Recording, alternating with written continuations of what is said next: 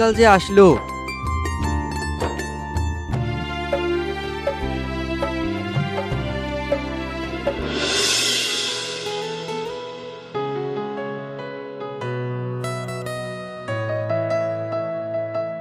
আরে যা, ম্যাডাম তো ব্যাগটা নিয়ে যায়নি। আরে এই ব্যাগের ভিতর তো দেখছি অনেক টাকা আছে।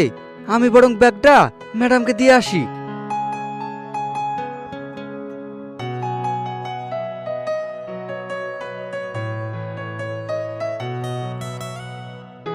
ম্যাডাম, একটু দাঁড়ান। এ কি তুই? আচ্ছা ছোট লোক তো তুই, ভাড়া কম দিয়েছি বলে আমার পিছু নিয়েছিস? না ম্যাডাম, আমি আপনার পিছু নিইনি।